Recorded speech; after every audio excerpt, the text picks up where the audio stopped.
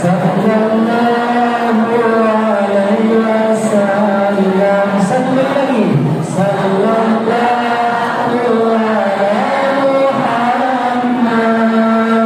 sallallahu alaihi wasallam, sallallahu ala Muhammad, sallallahu alaihi wasallam. Allahumma salli ala sayyidina Muhammad. Alhamdulillah, Tuhan guru kita sudah hadir di tengah-tengah kita. Lanjut, kita lanjutkan. Baik, sebelum lanjut, izinkan kami kembali untuk mengajak seluruh jemaah. Boleh ayah anda kita di depan di sini, biar nanti yang di belakang bisa maju. Boleh bu, jangan ada yang kosong. Ini kan banyak yang kosong nih. Boleh maju ke depan. Nanti ada kamera besar di depan sana. Kita akan live streaming dulu. Kita lihatkan Masjid Besar Nurul Huda Cikarang Indonesia Muslim. Boleh maju? Boleh maju? Sampai kosong jemaahnya kita berserah kembali. Sallallahu ala Muhammad. Anak-anak di belakang. Sallallahu alaihi wasallam. Boleh tadi zikri diarahkan teman-teman. Anak-anak semua semua. Muhammad sallallahu alaihi wasallam. Lagi, soalnya dahulu. Sallallahu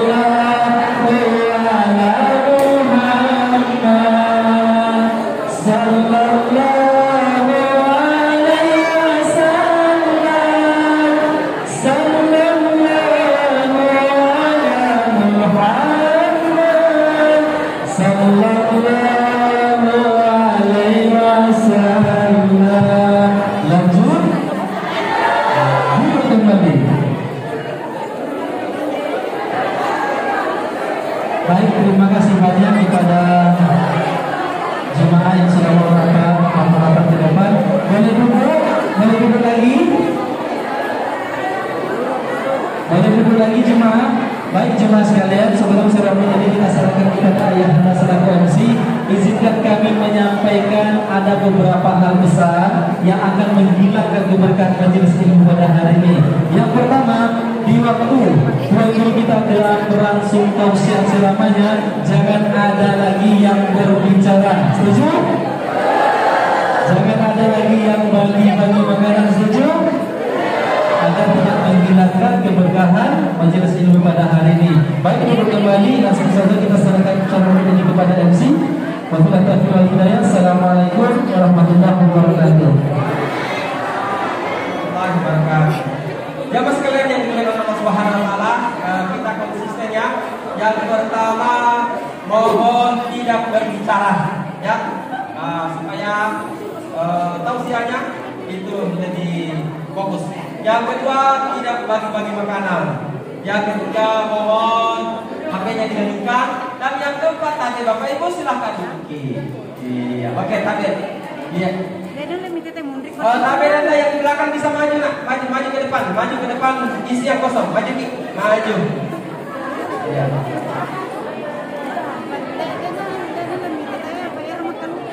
Oke jemaah sekalian, dan Allah Subhanahu Wa Taala, maju ke depan, maju ke depan, isi bagian yang kosong.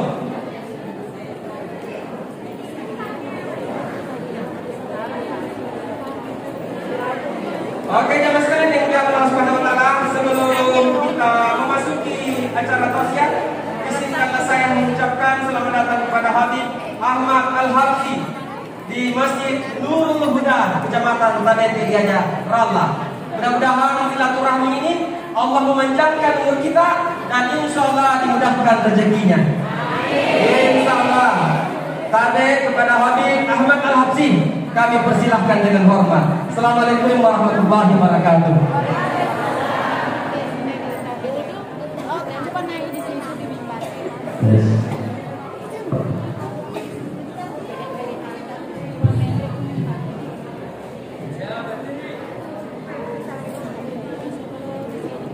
Duduk rapat di depan. Duduk. Tidak Bapak Ibu yang saya muliakan, saya termasuk orang yang sangat tidak suka ketika pengajian ada yang kosong. Adik-adik yang di sana bisa ke sini, yang di sana tidak ke sini.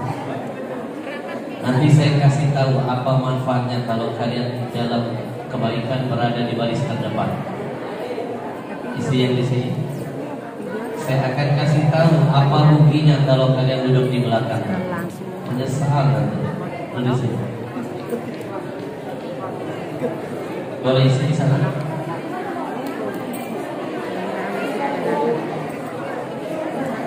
Yang mudah-mudah bila sini bisa sini. Saya menyuruh kalian ke depan. Ini latihan buat kalian untuk jadi yang terdepan. Dan kalian akan buktikan siapa yang tidak mendengar omongan saya, bangga terus di belakang, nasibnya tidak akan terbelakang. Buktikan. Yang ingin nasibnya jadi orang sukses, duduk ke depan. Duduk ke depan. Kalian saat ini sedang latihan menentukan nasib kalian ke depan. Kita lihat wajah-wajah yang bangga di belakang. Nanti kita lihat nasibnya ke depan. Baik. Assalamualaikum warahmatullahi wabarakatuh. Innal hamdalillah wassalatu wassalamu ala Rasulillah amma ba'd. Bapak Ibu, satu hari saya pernah tanya dengan guru saya, seorang ulama besar di kota Sumatera Selatan, Palembang. Ulama besar. Saya tanya, Habib, bagaimana syaratnya biar saya bisa jadi seperti antum, jadi orang alim, ulama, bisa berdakwah keliling Indonesia, bahkan ke beberapa negara. Berikan kepada saya apa yang pernah antum lakukan dulu, dan insya Allah akan saya kerjakan sekarang. Beliau bilang, Ahmad, salah satu yang bisa membuat engkau dapat berkah dari Allah dalam kebaikan, jangan jadi yang terakhir. Jadilah paling terdepan, karena engkau akan dapat salawatnya Allah, engkau akan dapat salawatnya para malaikat. Mana manfaatnya bagi yang mau duduk di depan? Saya hadirkan janji Nabi dalam hadis sahih. Saya jamin hadis ini sahih. Saya sudah cek dan saya selidiki, dan saya pastikan hadis ini jarang disampaikan ulama dan jarang didengar oleh jamaah. Makanya masih banyak jamaah yang menganggap remeh kalau pengajian duduk di belakang. Giliran dangdutan paling depan, beleng-beleng. Tangan. Apa hadisnya? Innallaha wa malaikatahu yusalluna ala saffil awwal. Sesungguhnya Allah beserta para malaikatnya akan senantiasa bersolawat sampai hari kiamat. Untuk siapa salawat Allah? Untuk siapa salawatnya para malaikat? Untuk orang-orang yang semangat berada di baris terdepan dalam semua kebaikan. Bukan hanya sholat kejar saf paling depan, bukan hanya membela agama jadilah garda terdepan, bukan cuma membela negara jadilah yang paling depan, tapi salah satunya dalam menuntut ilmu jadilah yang terdepan, jangan duduk di belakang. Menuntut ilmu jangan duduk di kursi belakang depan. Pengajian jangan di belakang, di depan. Apa manfaatnya? Kalian yang duduk di depan dapat salawatnya Allah. Tahu salawat Allah apa? Rahmat. Terus bercucuran sampai hari kiamat. Jangankan banyak rahmat, satu rahmat saja bisa mendatangkan berkah. Anak-anakku pernah dengar gak ada cerita seorang pelacur banyak dosa, diampuni Allah, masuk surga gara-gara dapat satu rahmat dari Allah. Bagaimana dengan antum yang bisa dapat rahmat tiap hari sampai kiamat? Betul? Yang kedua, dapat salawatnya para malaikat. Artinya apa? Ampunan, istighfar, doa setiap detik sampai kiamat. Malaikat memohon kepada Allah keberkahan, kebaikan, ampunan, doa buat kita. Apa enggak jadi berkah? Makanya yang selalu berada di depan dapat doanya malaikat. Jika didoakan ulama, guru saja senang, apalagi yang mendoakan malaikat. Tangan. Makin kamu duduk di depan, makin matamu dilatih melihat orang-orang besar. Coba yang duduk di belakang. Kamu sulit memandang wajah Pak Dewan. Kamu sulit memandang wajah Pak Camat. Kamu sulit memandang wajah tentara. Kamu sulit memandang dengan dekat wajah orang-orang besar di depan. Maka makin susah kamu, makin jarang mandang orang-orang besar, makin hatimu tidak akan punya semangat untuk jadi orang besar. Dari kecil saya dilatih ayah saya. Ayah saya bukan ulama besar. Ayah saya orang biasa. Ayah saya orang gak punya. Tapi dari tahun 80 saya dilahirkan. Sejak bayi, kalau dengar ada ulama siapapun datang di kampung kami, ayah saya rela menerobos ribuan orang, gendong saya demi bisa duduk di depan, lalu memperkenalkan saya. Nah, lihat di depanmu ada ulama besar dari Mekah. Sampai saya tumbuh jadi anak-anak SD, sampai SD saya dibawa. Nah, kita duduk di depan. Saya bilang, ayah nggak usah lihat di belakang aja. Jangan nak, kalau di belakang kamu nggak dapat berkah. Kalau kamu duduk depan, kamu dekat dengan berkah. Kamu melihat orang-orang yang diberkahi Allah sudah hidupnya. Begitu saya jalan ke depan bersama ayah saya disikut, didorong oleh jamaah. Banyak yang nggak rela, banyak yang nggak senang. Saya bilang, ayah, kita duduk di sini saja, jangan di depan. Saya nggak rela ayah dihina, ayah dicaci, ayah didorong. Ayah saya bilang, nak, biarkan hari ini saya dihina dia. Nanti lihat kamu, kalau kamu jadi orang besar, yang menghina ayahmu akan sujud di tangan. Saya membuktikan. Saya ingat wajah-wajah orang yang menghina ayah saya. Sekarang jadi jamaah saya malah belajar ilmu dari saya. Sekarang dia cium tangan saya.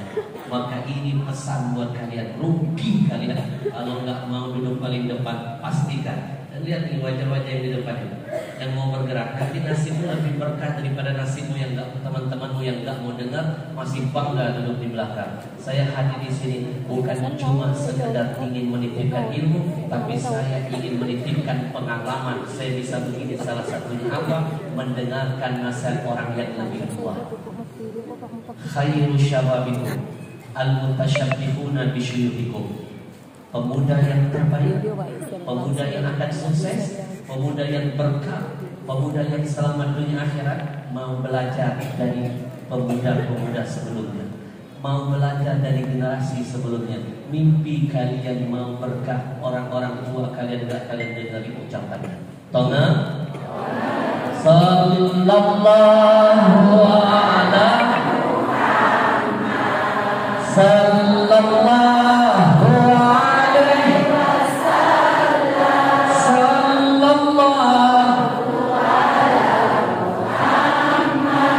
sallallahu alaihi wasallam. Coba lihat kan, enak kan kalau rapi begini, enak. Ini yang satu duduk di sana, satu di sono, satu di sono, kayak pos kapling. Jangan kalah dengan orang maksiat di luar. Dangdutan, coba kalian lihat. Itu penyanyinya, penontonnya rebutan mau nempel dengan biduannya. Masa kita nggak mau nempel dengan ulamanya? Nanti mimpi berdoa, ya Allah dekatkan kami dengan Rasulullah. Mimpi. Ulama itu pewaris Nabi, mau dekat dengan nabinya, ikuti jalur pewarisnya. Kalian mau dekat dengan bupati, deketin dulu asistennya, sekdanya. Tolong. Betul? Mimpi mau sampai ke Rasulullah, tapi gak pernah mau berdekatan dengan ulamanya. Betul? Penyanyi gak punya jatah kasih syafaat bagi penontonnya, tapi ulama punya jatah bisa memberikan syafaat bagi jamaah. Ada beberapa orang bisa memberikan syafaat. Satu, anak yang hafal Quran bisa mensyafaati puluhan keluarganya. Dua, teman yang soleh bisa mensyafaati temannya yang lain. Tiga, salah satunya ulama. Maka saya titip pesan anak-anakku saya, siapapun ulamanya, kalau lagi kajian jangan duduk di belakang, duduk paling depan, biar berkah bercucuran buat kalian. Alhamdulillah. Jaga terus ketenangan ini, jangan ada yang berbicara, jangan ada yang coel-coel temannya. Mata saya lebih tajam dari CCTV. Kalau saya lihat ada yang coel-coel temannya ganggu, kita panggil ke depan. Kita suruh dia baca surah-surah pendek minimal Al-Baqarah. Berani berbuat, berani bertanggung jawab dari orang. Betul? Betul. Tapi yang diam menyimak, saya lihat nanti saya tandain wajah-wajahnya. Nanti saya kasih hadiah Quran cetakan komunitas Riau Indonesia Mengaji, lengkap ada terjemahannya, mewah Qurannya, eksklusif, kertas dan bahannya dari bahan anti rayap, anti basah. Plus saya kasih tanda tangan asli dari saya. Siap? 1 jam ke depan berikan waktu ini yang terindah buat Rasulullah. Siap? 1 jam ke depan kita senangkan hati Rasulullah. Siap? Siapapun yang menyenangkan hati Rasulullah, Allah tidak diam. Allah senangkan dia dunia sampai akhiratnya. 23 jam waktu kita lebih banyak kita senangkan setan. Hari ini 1 jam kita senangkan Rasulullah, biar bisa menutup waktu-waktu yang terbuang tanpa bernilai pahala. Siap? Izinkan saya menitipkan pesan kedua buat anak-anak muda. Mimpi masa tuamu akan ada anak muda menghargaimu kalau masa mudamu tidak menghargai orang-orang yang lebih tua darimu. Ma min syabin yukramu syaikhan li sinnihi illa qayyadallah may yukrimuhu 'inda sinnihi. Kata Nabi, kalau ada anak muda masa mudanya sudah menghormati orang yang lebih tua satu saja, kakak tingkatnya, gurunya, orang tuanya, siapapun yang lebih tua, dia hormati semasa mudanya, maka nanti ketika dia jadi tua, 10 anak muda akan hormat kepada dia. Tapi ingat, kalau satu orang tua sudah kalian tidak hargai ucapannya, nasihatnya, omongannya, arahannya, maka bersiap-siap nanti kalian jadi tua, 10 anak muda akan berbuat zalim lebih dahsyat dari apa yang dulu kalian lakukan. Ini pertaruhan untuk masa depan kalian ke depan.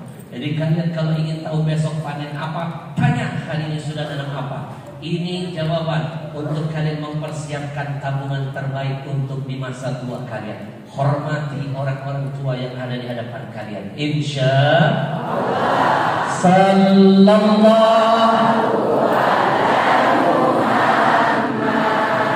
Sallallahu alaihi wasallam. Sallallahu alaihi Muhammad.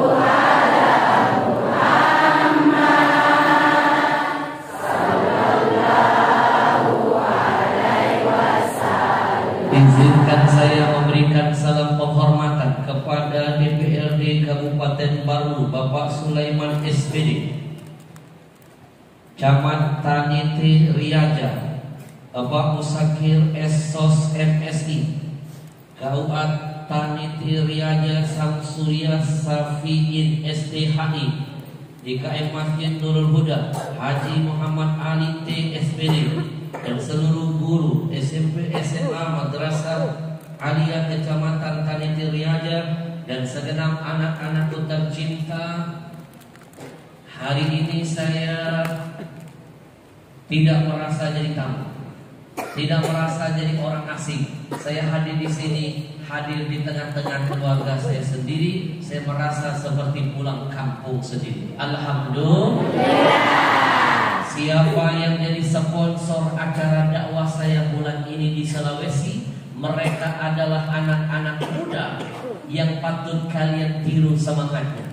Muda usianya, mantap jihadnya. Namanya Komunitas Riau Indonesia Mengaji.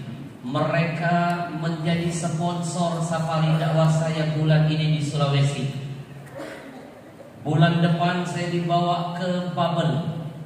Bulan ini saya di Sulawesi. Dari tanggal 27 Oktober saya diterbangkan dari Jakarta ke Makassar. Saya langsung menuju ke kabupaten pertama, Enrakeng. Sudah berubah? Udah ganti ya? Enrekeng. Tadi saya ngomong apa?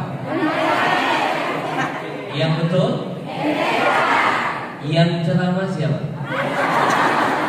Masalah bodoh. Masalah kecil dan besar-besar. Ini cara ngeles menutupi kesalahan. Saya dibawa tablik akbar ke Endrekang, 29 titik, medannya berat dan mengerikan. Naik gunung, turun gunung, lewat jurang. Semua gunungnya sudah saya kelilingi. 29 titik acara. Masya Allah, mendebarkan. Sepanjang jalan saya merasakan H2C, harap-harap cemas. Lihat ke kanan jurang, lihat ke kiri ancaman longsor. Saya berada di jalan tengah-tengah sakaratul maut. Jangankan sinyal hilang, GPS pun ikut menyesatkan.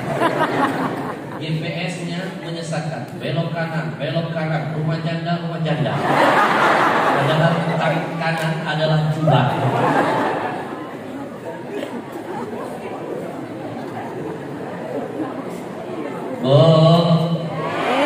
Ibu, saya diajarkan orang Endrekang, kalau ketemu ibu-ibu di Endrekang panggil induk. Induk. Saya tanya, kalau bapak-bapaknya apa? Ambe. Ambe atau ambe? Di sana ambe. Di sini ambo, masih enak. Di sini enak tuh Indo, ambo, Indo. Di Endrekang kemarin saya sampai salah sebut. Indo, Indo.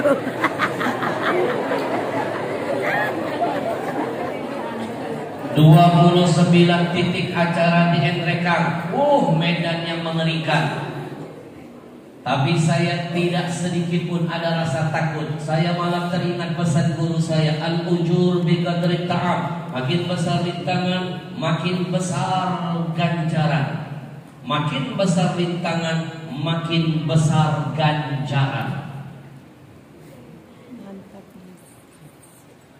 Bu, naik turun sampai mobil rombongan kami sempat gagal. Begitu naik tanjakan, nggak naik mundur, hampir jatuh ke jurang. Untung banting setir ke kanan, ke pelosok. Akhirnya ada adegan dorong-dorongan. Begitu nyampe ke puncak gunung, panitia semua terharu berkata, Habib tidak mabok?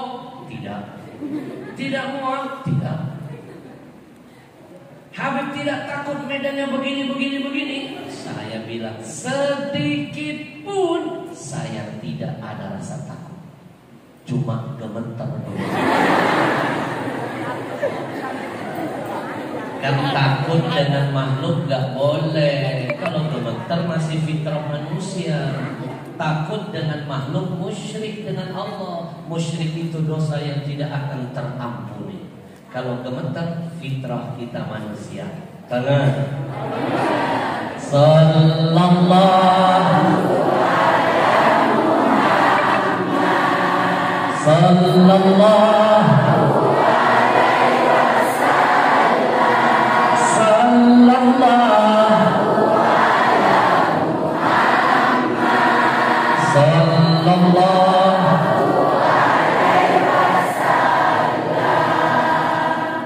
Kalau rapi begini kan gak malu kita share.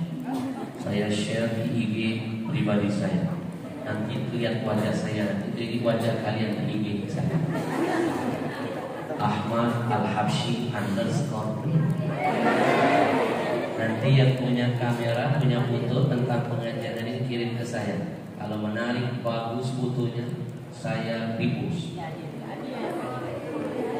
IG saya ini antik, jadi target Yahudi.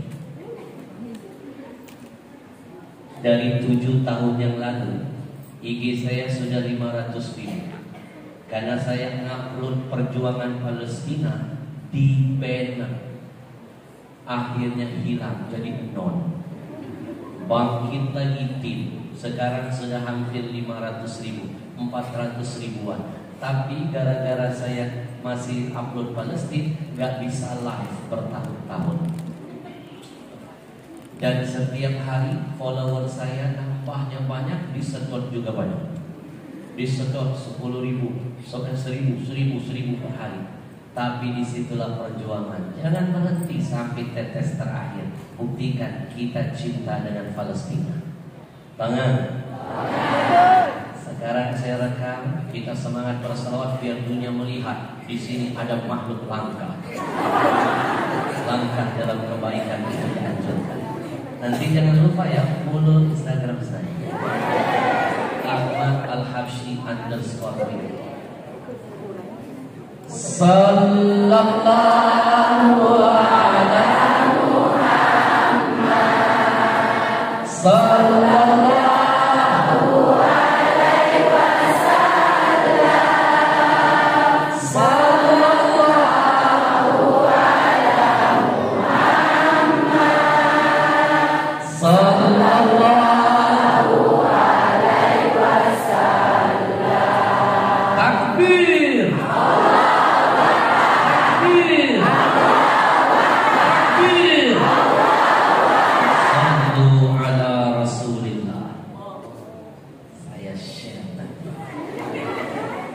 Biar dunia melihat di sini banyak orang-orang yang semangat dalam kebaikan.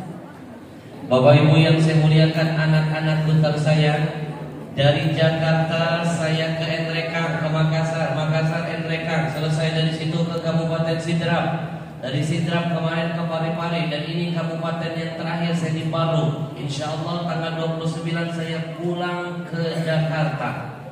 Ini titik tausiah saya yang ke 69. Ini titik yang ke-69. Bayangkan, komunitas Rio Indonesia Mengaji yang jadi sponsornya, anak-anak muda, masa mudanya dihabiskan untuk dakwah. Lihat anak muda sekarang, Pak Dewan, apa kerjanya? Tawuran, narkoba, kebun-kebutan. Udah nggak cehen-mehen, udah nggak main waktunya. Masa muda kalian sekarang harus kalian pasang niat yang muda, yang beragama, yang muda, yang berkarya, yang muda, yang berakhlakul karimah. Itu baru calon pemimpin Indonesia ke depan. Takbir. Lihat komunitas Rio Indonesia Mengaji bermanfaat bagi Allah, Rasulnya, dan agamanya. Anak-anak tahu gak tiket pesawat saya dari Jakarta ke Makassar yang bayar mereka? DKM Masjid acara hari ini tidak dibebankan biaya tiket sedikit. Harga tiket sekarang mahal.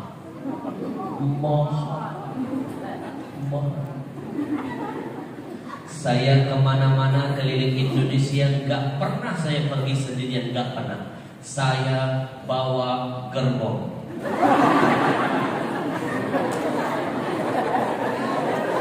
Kemana-mana saya bawa asisten. Salah satunya asisten saya yang langsing itu. Langsing apa langsung?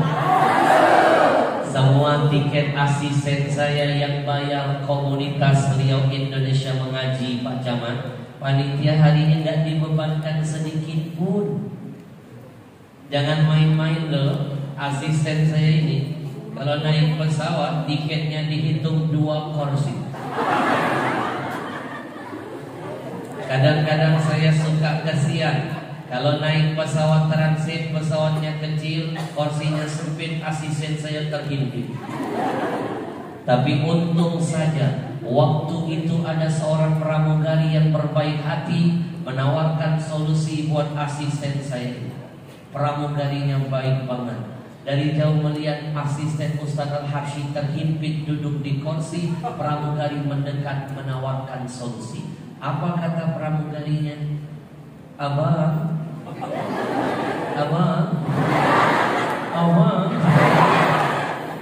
kalau seandainya abang susah duduk di kursi ini, bolehkah kami tawarkan solusi buat abang?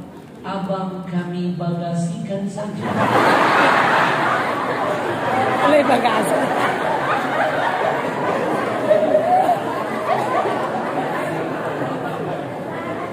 Untuk Untung asisten saya ini lebih cerdas, lebih smart dari pramugari tadi. Dia jawab solusi pramugari dengan meminjam bahasa iklan rokok yang lagi ngetop di TV.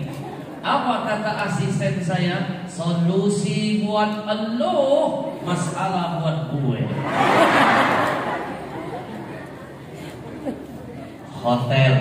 Hotel saya Pak Camat tiap hari dan asisten yang bayar komunitas Riau Indonesia mengaji tahu. Di KM Masjid acara hari ini nggak dibebankan sedikit pun biaya hotel. Mobil yang nyewain kemana-mana saya pergi, ngantar saya ke sini komunitas Riau Indonesia mengaji. Panitia hari ini nggak dibebankan biaya mobil, nggak usah repot-repot antar jemput saya, nggak usah. Biarkan saya datang tidak dijemput, pulang tidak diantar. Siapa yang bilang jelangkung? Ini saya laporkan ke Verdi Sambo. Ini bisa kena pasal perbuatan tidak menyenangkan.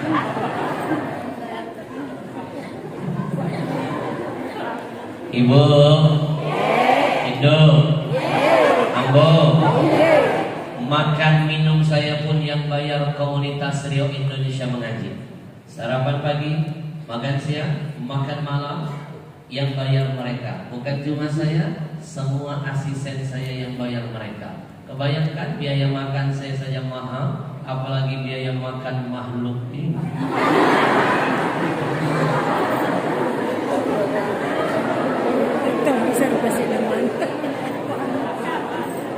Panitia nggak dibebankan loh, sedikit pun.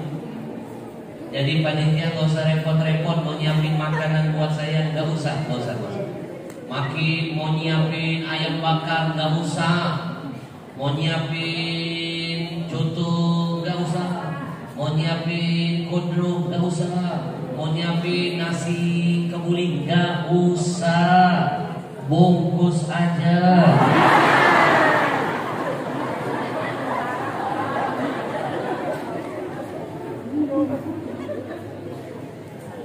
Rugi betul yang gak mau datang hari ini, rugi. Ibaratnya hari ini saya dihadirkan di sini gratisan. Di KM Masjid gak usah ngasih saya 1 sen pun, gak usah. Rugi betul yang gak mau datang, rugi.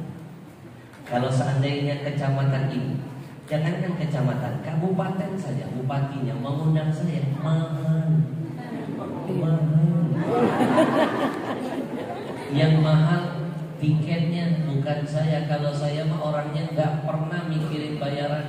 Setiap kali orang nelpon Habib Al-Habsyi, bisakah mengisi acara ke masjid kami? Saya akan jawab, insya Allah bisa, doakan sehat, panjang umur, ada waktu, kesempatan saya datang. Sedikit pun saya tidak pernah memikirkan bayaran. Sedikit pun saya tidak pernah memikirkan bayaran. Kenapa? Biarkanlah panitia yang memikirkannya.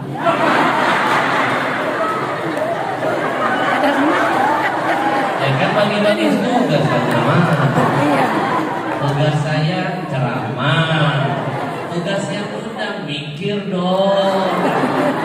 Maaf panitia, jangan dianggap bercanda. Salah dulu.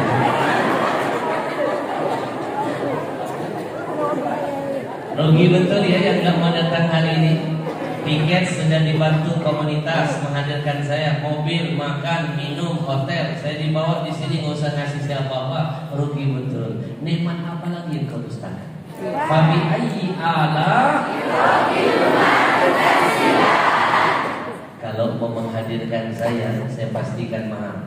Pak Camat belum mau melihat saya di sini. Pak Camat dengan tim keluar biaya beli tiket ke Jakarta, dulu main ke kantor manajemen kami, ngecek dulu jadwalnya ada nggak.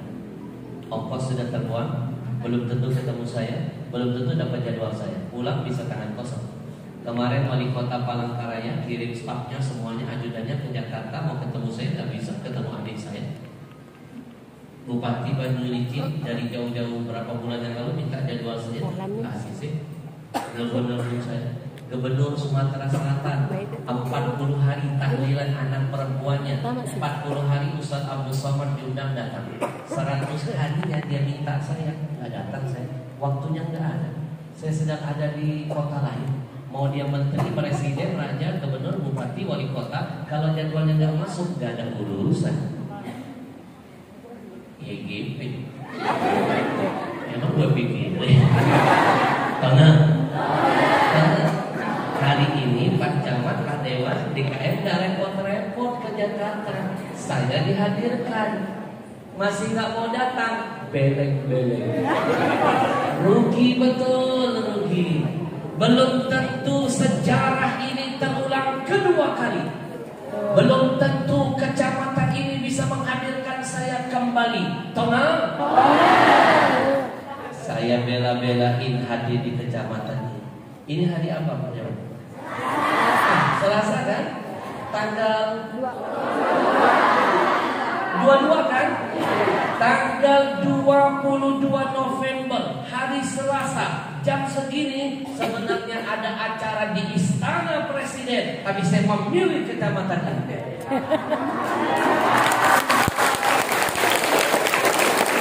Tidak usah tepuk tangan di sana, saya nggak diundang. GR banget. Saya kan cuma kasih bocoran doang. Yang namanya istana tiap hari ada acara. Cuma saya nggak diundang. Ayo rugi lo yang nggak mau datang hari ini, rugi. Belum tentu bisa melihat saya live begini. Selama ini bisa cuma lihat saya di mana, di TV kan? Sebenarnya saya juga sering melihat Indo dari TV. Rugi, belum tentu kalian bisa full 1 jam dengan tausiah saya live begini. Kalau di YouTube mah enggak asli, bisa dipoto-foto. Yang jelek bisa dibaguskan, yang bagus bisa dijelek-jelekkan. Beda dengan yang live, betul? Betul. Maka saya ingatkan buat anak-anakku dan semuanya termasuk diri ini. Kalau kebaikan itu bisa engkau lakukan hari ini, jangan kau katakan besok. Belum tentu besok umurmu dipanjangkan Allah. Kebaikan bisa engkau lakukan. Kalaupun umurmu dipanjangkan Allah, belum jaminan badanmu disehatkan.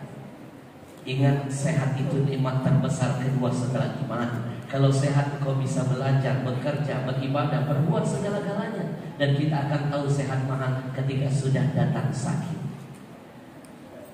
Jangan bilang nanti-nanti untuk kebaikan, nanti keburu mati.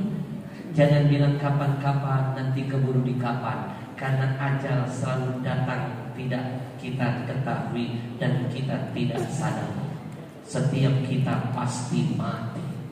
Orang pintar bukan menunggu datangnya mati, bukan. Orang pintar bertanya-tanya dalam hati, amal apa, bekal apa yang sudah saya siapkan untuk hari nanti. Wal tandur nafsum ma qaddamat li'am. Semua kita pasti mati. Pasti. Bahasa Inggrisnya manasa.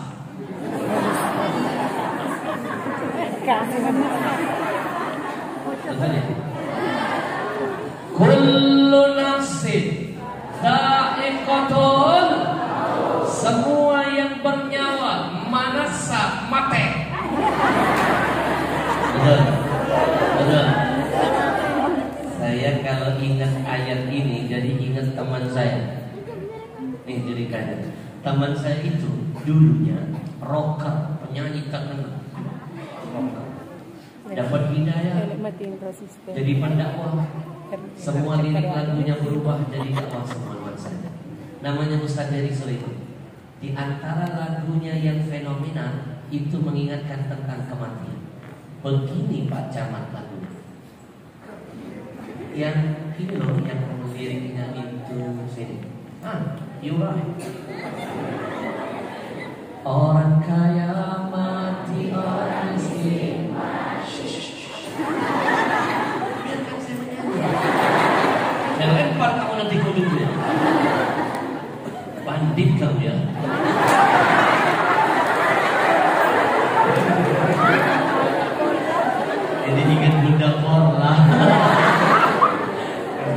lagi ngetok udah tua. Aduh, masya Allah. Nah, ibu-ibu saya nyanyikan lagunya. Kita nyanyi bareng-bareng, tapi biarkan saya yang ngomong orang kaya. Ibu yang mati.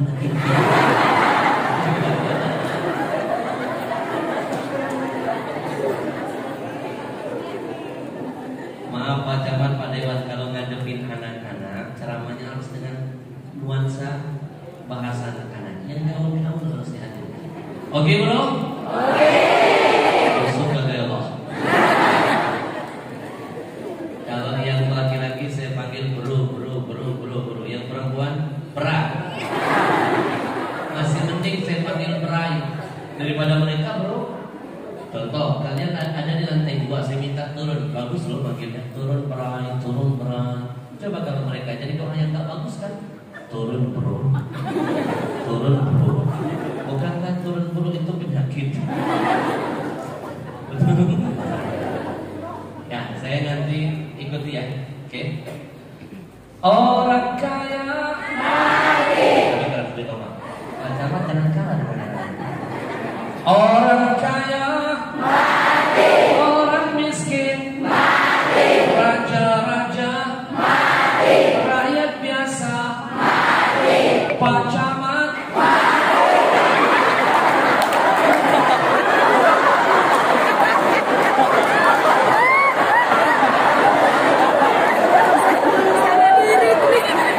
Maafkan saya Pak Camat. Bukan saya Pak Camat. Jangan-jangan yang paling kencang tadi teriak mati istrinya Camat. Kita doakan Pak Camat panjang umur. Semua kita camat calon mati. Bukan hanya beliau, kita pun camat calon mati. Saya belakangan. Mati juga. Ibu-ibu duluan. Ibu duluan, saya belakangan. Atau sebaliknya biar adil dan fair. Saya belakangan, ibu duluan.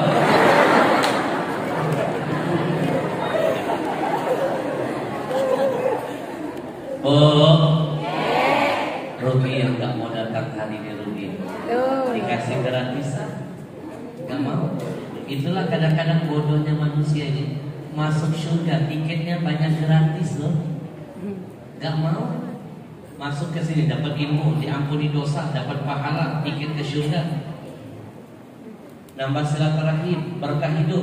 Gak mau gratis, giliran masuk diskotik, tiket ke neraka bayar, mau. Sekarang diskotik berapa ya harga tiket masuknya ya? Mantap, bagus. Kemarin ada yang keceplosan, saya pancing zamannya, masuk diskotik sekarang 50.000 bayar. Ada yang ngangkat, kakek-kakek, Habib sudah naik. Saya baru minggu kemarin saya masuk. Bapak Ibu, kita doakan yuk komunitas seluruh Indonesia mengaji istiqamah dalam dakwanya. Amin. Jangan biarkan mereka berjuang sendiri. Hari ini mereka hadirkan saya di lain kesempatan, insya Allah mereka bawa ulama-ulama hebat lain dari Jakarta berbagi ilmu buat kita semua. Amin. Jangan biarkan mereka berjuang sendiri. Nanam saham akhirat yuk. Senangkan hati Rasulullah. Kalau kita nggak bisa jadi orang baik, kata ulama, berjuanglah membantu kebaikan yang dilakukan orang baik tersebar. Kalau kita nggak bisa jadi seperti mereka, berjuang tiap hari, masuk kampung, keluar kampung, menghadirkan ulama, paling tidak nanam saham, nitip saham akhirat bersama mereka. Man dalla ala khairin falahu mithlu ajri fa'ilihi. Kata Nabi, siapapun yang ikut andil dalam semua kebaikan, dia sama seperti pelaku kebaikan. Maka saya ajak Bapak Ibu, kita sisihkan infak terbaik, kita bantu, kita semangati anak-anak muda ini biar semangat dalam kebaikan. Dan saya awali dari diri saya terlebih dahulu, dan saya ajak Bapak Ibu setelah saya. Bismillahirrahmanirrahim. Saya mulai dari diri saya. Ini uang 100 ribu, diberikan makanan paling enak di Baru. Enaknya hanya sampai di ujung lidah, lewat tenggorokan, masuk ke perut, hilang rasa enaknya. Maaf bro, keluar dari pintu belakang, beda warna, beda baunya. Tapi kalau ini dititipkan, dibelanjakan urusan agama Allah, enaknya, nikmatnya sampai hari kiamat. Saya mulai dari diri saya.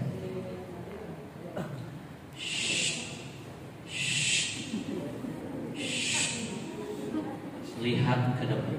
Bismillahirrahmanirrahim. Jangan lupa pesan Nabi, ma akalta fa'afnaita. Apa yang kau makan pasti busuk, kata Nabi. Wa ma labista fa'afnaita. Yang kau pakai itu pasti lapuk. Wa ma tasaddaqta fa'amdaita. Yang kau sedekahkan kekal abadi selama-lamanya. Saya mulai dulu dari diri saya pada waktu. Siapkan sesuatu yang kekal untuk hari esok. Jangan lupa pesan Nabi yang kedua.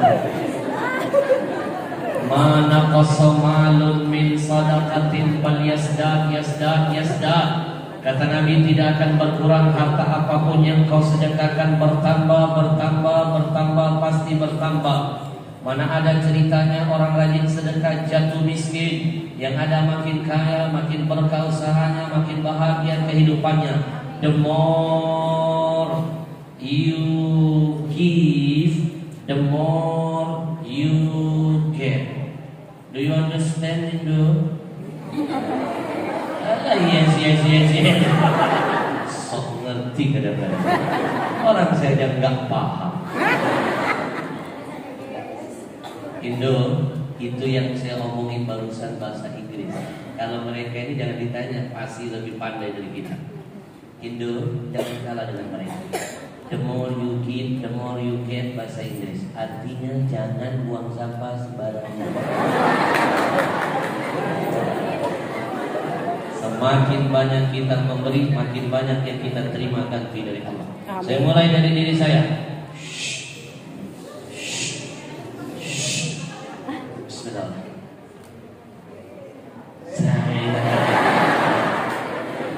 Pesan ketiga, buka Al-Quran.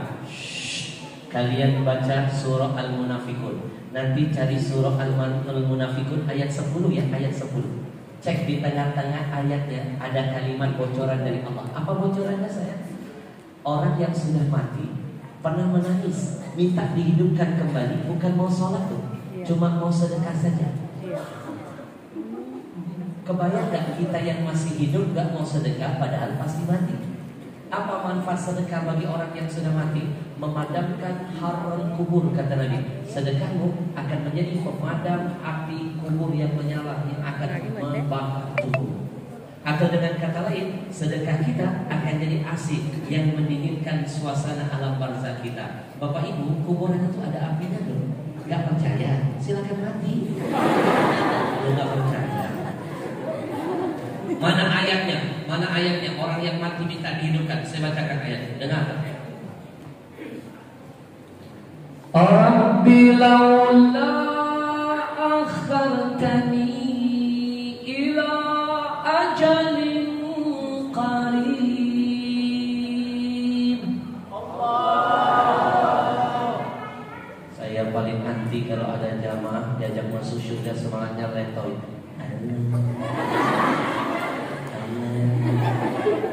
Lihat gak orang yang nonton musik dangdutan? Itu penontonnya jingkrak-jingkrak, kurang sampai keluar teriak-teriak mengikuti lagu yang dinyanyikan di luar. Masa kita gak semangat meneriakkan lafaz Allah yang berkah buat kita semua? Tangan. Jangan kalah dengan ibu-ibu di kampung sono. Oh, begitu tangan saya begini dia teriak Allah kenceng, tapi dia lupa gigi palsu letak. Saya ulangi ayatnya ya. Kalau tangan saya begini teriakan lafaz Allah sekeras-kerasnya. Siap? Apa untungnya? Yang dalam kesulitan Allah hadirkan kemudahan. Yang dalam kesusahan Allah hadirkan kebahagiaan. Yang sedang tertindas, nyawa terancam, Allah hadirkan pertolongan. Nabi pernah membuktikan dahsyatnya lafaz Allah ketika diucapkan dengan semangat yang membara. Ada ceritanya, mau dengar ceritanya? Begini ceritanya. Maaf Pak Dewan, saya harus merubah gaya ceramah saya. Ngadepin anak-anak gaul begini ceramah harus pakai cerita. Kalau ceramah nggak pakai cerita, kita yang ceramah, mereka yang bercerita. Anak-anakku, cerita ini ada dalam tafsir Ibn Katsir. Bisa dicari di kitab kedua Hilyatul Awliya, bisa dicari di kitab Bidayatul Nihayah. Begini ceritanya. Dulu Nabi pernah perang. Tolong bantu saya biar acara ini makin meriah, biar ceritanya nampak berharga, biar kita larut dalam kondisi seolah-olah ada di zaman itu. Bantu saya. Kalau tangan saya bergerak begini, kasih suara. Oke? Kita meriahkan acara kita sama-sama. Dulu Nabi pernah perang. Belum. Halo.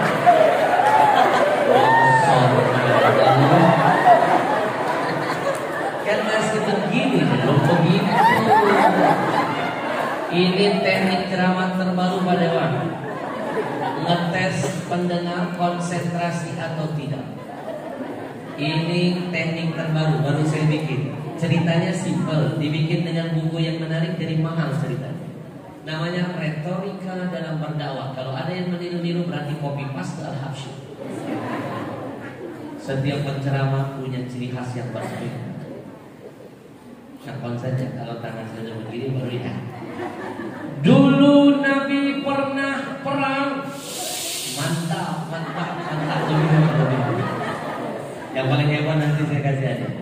Selesai perang Nabi tidur di bawah pohon. Mantap. Tidak ada seorang sahabat pun yang menjaga tidurnya Nabi. Bagus. Lalu Nabi mengambil pedangnya dan menggantungkan pedangnya di salah satu ranting pohon. Mantap. Lebih hebat. Tiba-tiba, siap-siap dulu, siap-siap. Tiba-tiba, siap-siap. Tiba-tiba. Pak Dewan, saya bilang siap-siap, tahu nggak Pak Dewan? Ada bocah mulutnya sampai begini loh.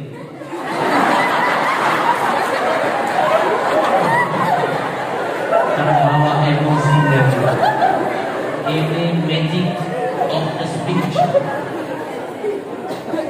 Kata-kata itu punya magic kekuatan. Betul? Gak sadar mereka terbawa.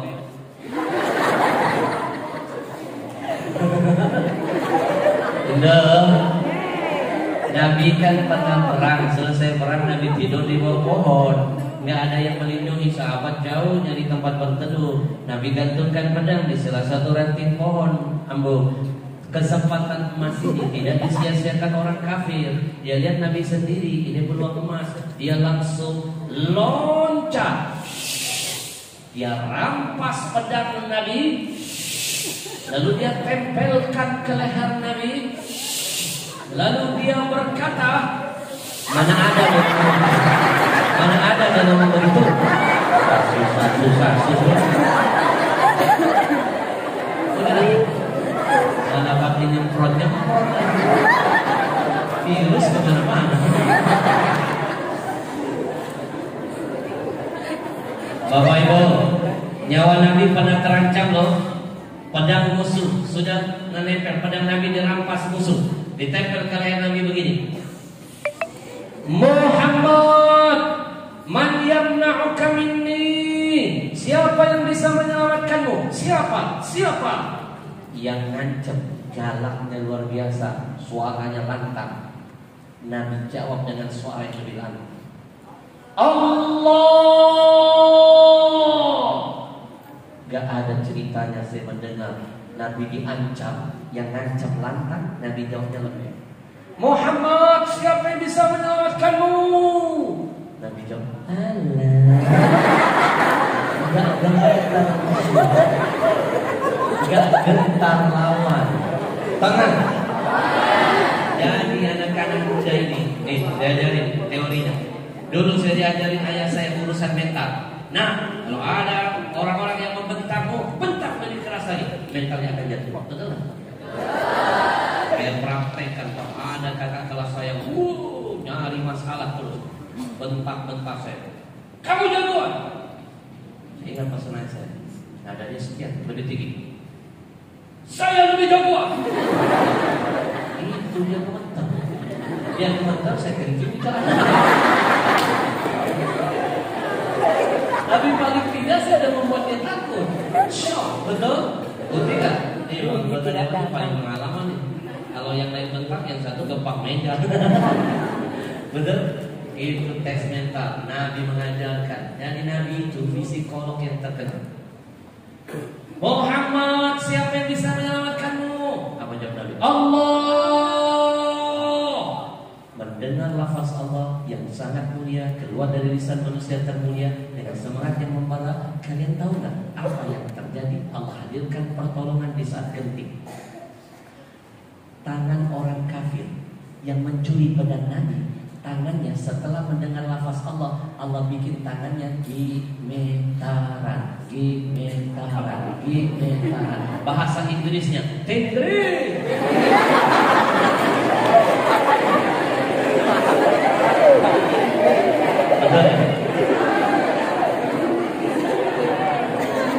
Mana?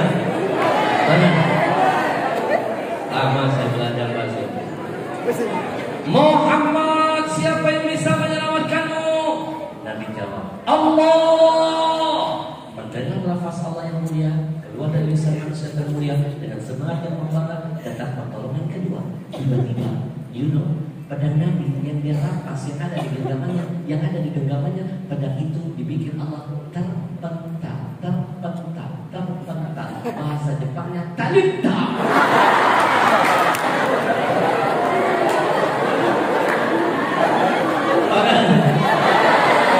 Orang Jepang ya di sini.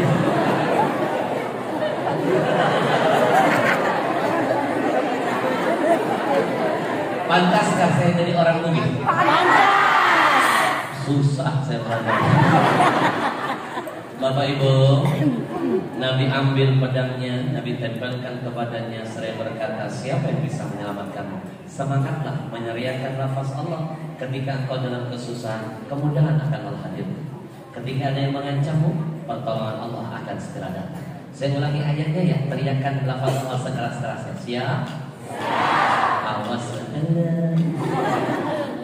Rabbi laula akhartani ila ajalin qarib. Bedakan Allah berkata, fa asaddaqa akum minas salihin. Ya Allah, kalau seandainya kami dihidupkan lagi, kami ingin bersedekah agar kami digolongkan jadi orang soleh di hadapan-Mu. Ternyata ciri-ciri orang soleh gemar bersedekah. Saya mulai dari diri saya.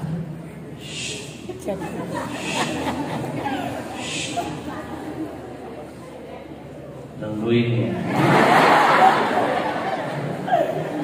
Teknik saya berhasil. Jangan lupa saya akan infak terbaik, senangkan Rasulullah. Pasang niat ya Allah, mudah-mudahan anak cucu saya ada yang jadi pejuang agama. Pasang niat, mudah-mudahan anak kita ada yang jadi penghafal Quran, insyaallah. Pasang niat, mudah-mudahan Allah angkat penyakit kita dan keluarga. Ini dengan salawat. Sallallahu.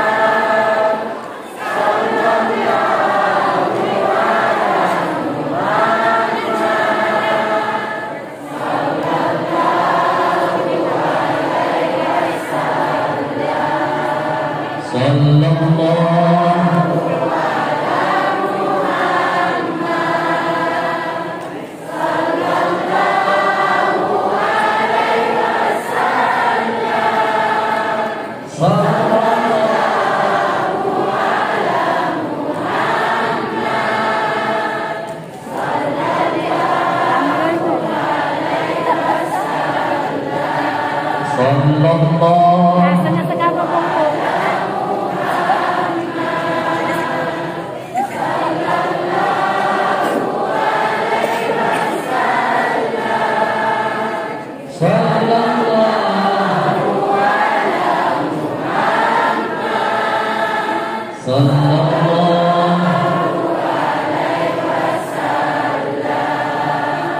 Kita doakan yang berinfak, Allah berkahi hartanya, berkahi keluarganya, berkahi usahanya, kabulkan yang hajatnya, amin ya rabbal. Singkat padat episode kedua. Mohon maaf di KM Masjid 20 menit lagi masuk sholat asar. Saya mohon, sepertinya belum selesai, kita mundurkan asarnya sedikit. Kita akhirkan sholat asarnya setengah jam. Gak apa-apa? Ada dalilnya Pak, hadis sahih, Nabi pernah mengakhirkan sholat asar bahkan mendekat dengan maghrib. Innaka hamidum majid. Assalamualaikum, assalamualaikum, terdengar azan maghrib. Ada uzurnya, kita kan ada uzurnya. Kalau kita bubar, sholat dulu, lanjut kajian, ngumpulin susah. Ngumpulin setelah ngebubarin lebih lama daripada melanjutkan. Belum lagi yang laki-laki keluar dulu sebelum wudhu merokok. Ibu-ibu benerin alis bengkok. Saya pastikan 1 jam gak cukup. Tapi kalau kita lanjutkan setengah jam selesai. Kita niatkan kita selesai jam 3:30, paling lambat jam 4 kita sholat maghrib, sholat asar. Siap? Jangan khawatir, kita tidak termasuk orang yang melalaikan salat. Fawailul lil musallin alladzina hum an salatihim. Siapa yang dimaksud ayat ini? Mereka orang yang sholat rajin, sop paling depan, tapi korupsi, tapi ngebunuh, tapi menipu orang, tapi mencuri. Ini yang dimaksud. Sholatnya tidak diterjemahkan dalam kehidupannya.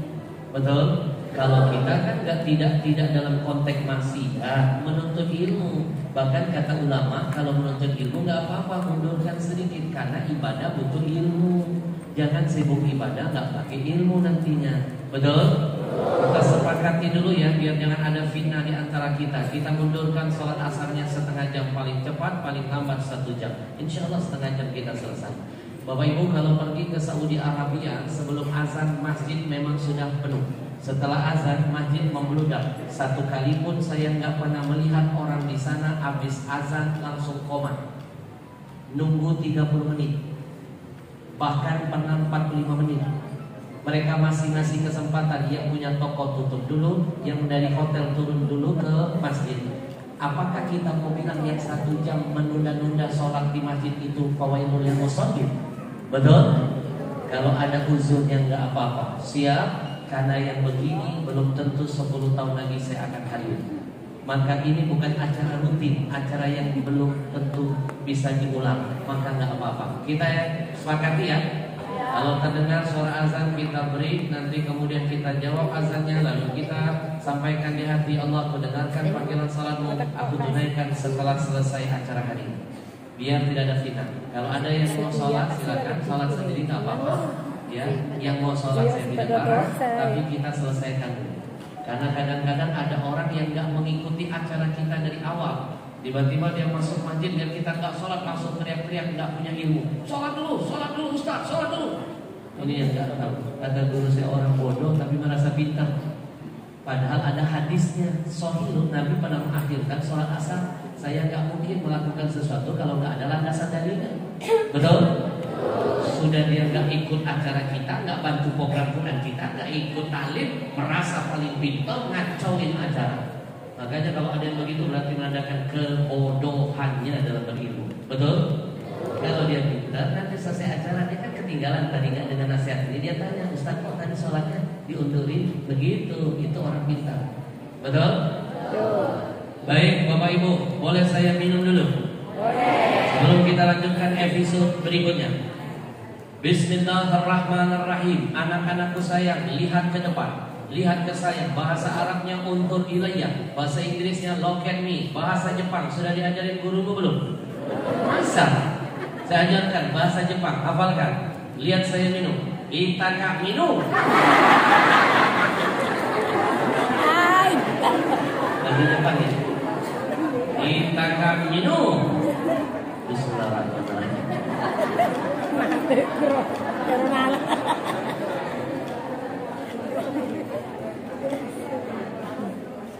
Alhamdulillah. Anak-anakku, lihat saya ke depan. Ada ilmu yang ingin saya ajarkan buat kalian. Kita minum. Bismillahirrahmanirrahim.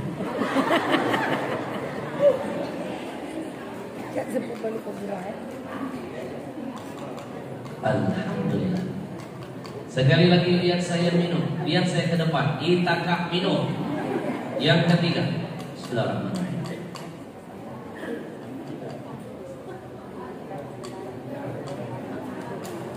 Alhamdulillah. Capuni.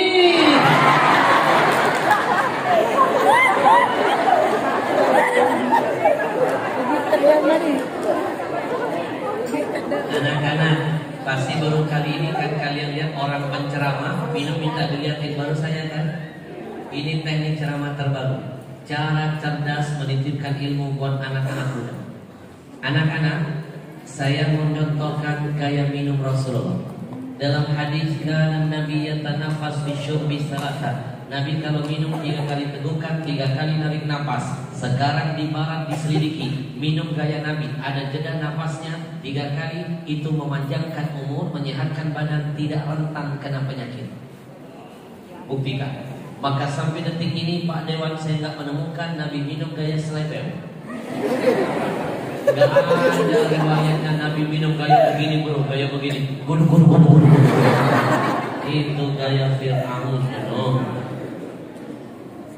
Kalau minumnya gaya Nabi, insya Allah pasti sehat. Ditambah lagi minumannya sehat, pasti berkah. Masuk peko. Pak Dewan, Pak Camat, Pak Babinsa, kalau di tempat Sulawesi ini kalian lihat minuman botolnya hijau, tulisannya mereknya Ajwa, ambil berkah kurma Nabi yang ada di Saudi Arabia. Berkah, beli, minum, syiarkan. Ajwa, ajaib botol. Minuman ini sudah mengalahkan semua merek minuman yang ada di Indonesia. Silakan diadu. Minuman ini kenapa jadi berkah? Karena titisan Zam-Zam, berkiblat dari Zam-Zam, menyelidiki Zam-Zam, berguru dengan Zam-Zam, dan hasilnya dijadikan kandungan Ajwa. Meniru yang baik jadi baik. Inna tasyabbu bil kirami falahu. Yang kedua, minuman ini dikhatamkan 30 juz Al-Quran di setiap mata air yang ditemukan. Dibikin pabrik, didengarkan Quran 24 jam. Di Jepang pernah diselidiki, air yang didengarkan musik kristalnya jelek, air yang didengarkan Quran kristalnya indah dan menawan. Maka lahirlah the power of the water. Bapak Ibu, berapa banyak minum Ajwa ini kista, miom, kolesterol, keputihan, ambien, kencing batu, asam lambung, macam-macam sembuh. Obati penyakit kata Nabi dengan Al-Quran. 1 menit ke depan, lihat ke depan, kita akan adu Ajwa dengan minuman ini. Masih disegel ya. Ajwa ini sudah mengalahkan 30 merek minuman. Ajwa sudah mengalahkan 30 merek minuman. 30 merek minuman. Kita adu dengan 1 minuman ini saja. Air kangen saja kalah, apalagi yang gak kangen. Tahu kan ini minuman apa? Itu loh yang iklannya ada manis-manisnya. Sekarang kita adu, lihat ke depan. Lihat ke depan. Semua merek minuman sudah dikalahkan Ajwa, semuanya sudah dikalahkan. Air kangen saja kalah. Ajwa saat ini satu level dengan Milagros sama. Sekarang lihat, tapi botol Ajwa lebih tebal loh dari Milagros. Kemudian ada Qurannya, dan doakan untungnya buat Palestina. Ini perusahaan saya yang kelima. Saya bikin perusahaan, paling tidak saya nggak minum lagi ketika ceramah minuman milik orang kafir. Saya nggak minum lagi minuman Yahudi. 80% minuman kita dikuasai perusahaan Yahudi dengan berbagai macam mereknya. Yahudi kalau bikin perusahaan untungnya buat Israel. Kalau nyampe ke Israel demi senjata dibunuh saudara kita di Palestina. Pembeli terbesarnya masjid kita, pengajian kita. Kita lawan, mereka bikin air untuk Israel, lawan dengan produk untungnya buat Palestina. Ajwa untungnya kami kirim buat Palestina. Lihat Ajwa, minuman yang tadi dari bening berubah jadi kuning. Ngaduknya jangan pakai sendok besi, zat besi merusak kandungan air, pakai plastik atau sedotan. Ajwa membersihkan kondisi perut yang kotor. Kita saksikan, ayo bismillah. Untuk sehat bukan jaga makanan, jaga minuman. Karena tubuh kita lebih banyak butuh minum daripada makan. Bapak Ibu, perut kita kotor, penyakit berasal dari perut. Tapi kalau minumannya sehat, ya sehatkan kondisi perut. Minuman apa yang sehat? Ajwa. Nama dari Nabi, enak disebut, enak didengar. Ajwa, ajwa, ajwa.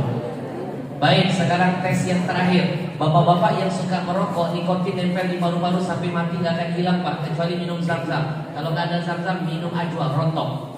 Ibu-ibu, kalau datang haid, anak-anak muda yang perempuan, kalau datang haid kalian suka diawali sakit pinggang dan sakit perut kan? Kalian minum ajwa, nggak ada sakit pinggang, sakit perut lagi, buktikan. Ibu-ibu maaf, kalau lagi haid, darah haid kotor kan? Berhentinya 6 hari, 10 hari, 11 hari kan? Bapak-bapak berapa hari Pak?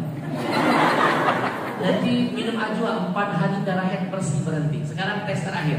Kalau tadi pakai cairan Pak, sekarang pakai media makanan. 80% makanan di luar mengandung kimia pengawet formalin. Orang zaman dulu panjang-panjang umurnya nggak pernah makan racun. Orang sekarang muda-muda sudah rojiun, makanannya beracun. Adik perempuan saya wafat, usianya 28 tahun, kena kanker payudara. Kenapa? Suka makan mie. Saya terlambat menyelamatkan nyawa adik saya. Sekarang yang ke depan, rekam, kasih tahu anak-anaknya begini kalau makanannya beracun, minumannya nggak bisa bilang racun. Kita angkat minuman yang berwarna biru.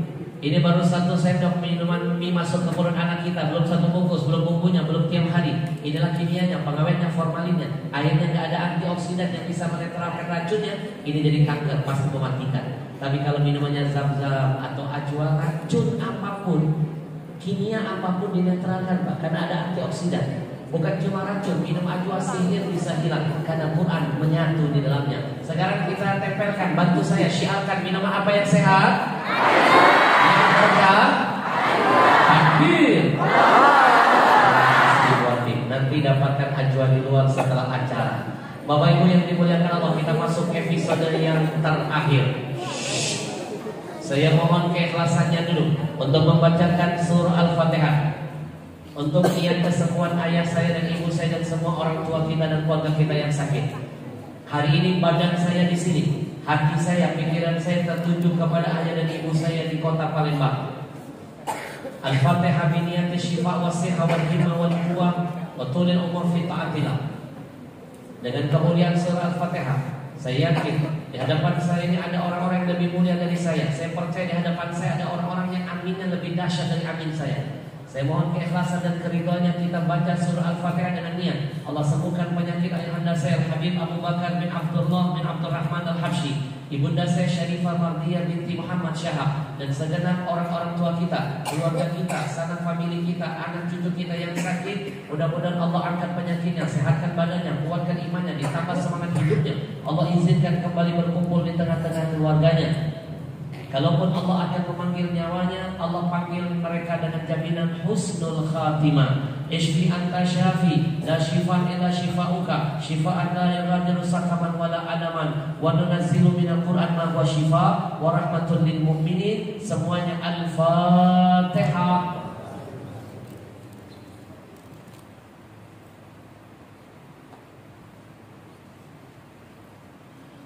Bapak Ibu yang saya muliakan, demi Allah hari ini kita doakan orang tua kita, besok anak cucu kita mendoakan kita. Hari ini kita berbakti dengan ayah ibu kita, besok anak cucu kita berbakti dengan kita. Hari ini anak-anakku, kalian bikin ayah ibumu menangis dengan kezalimanmu, kedurhakaanmu. Engkau tidak segera taubat kepada Allah, tidak cepat-cepat minta maaf dengan ayah ibumu, maka pastikan nanti besok anak cucumu menyiksamu dengan tangisan yang lebih dahsyat.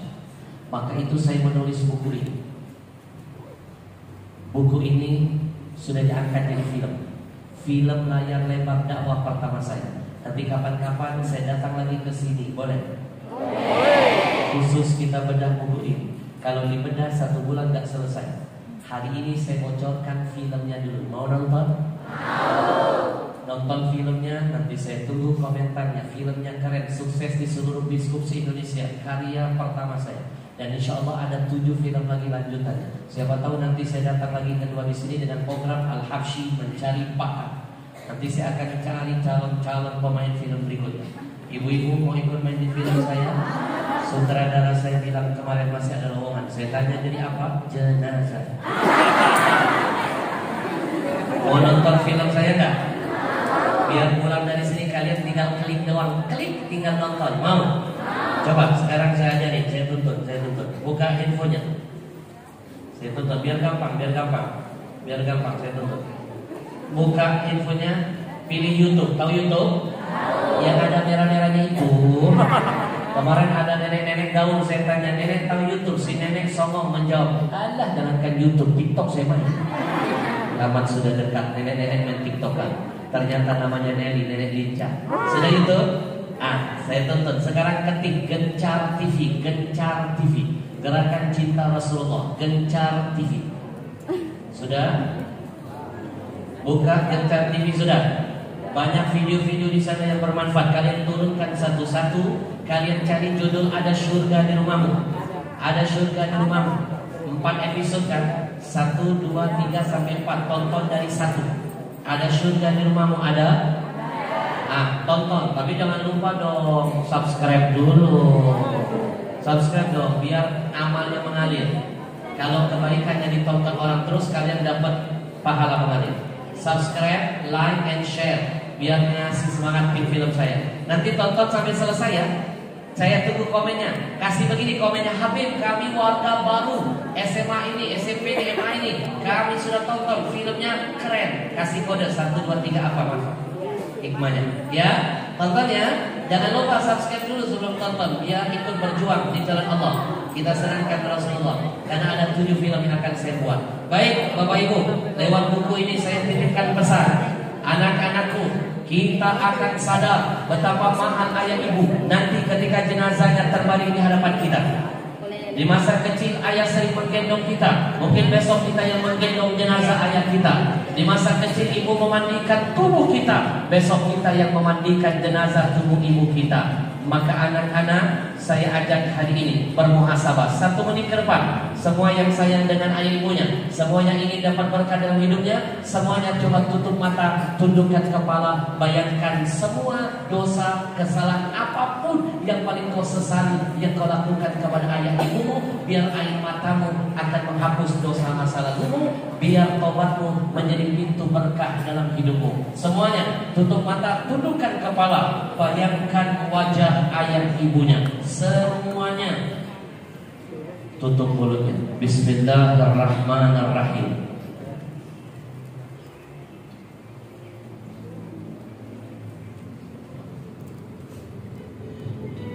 Wahai engkau yang cinta dan sayang kepada ayah dan ibunya, tutup mulut, tundukkan kepalamu, lupakan semua urusan dunia.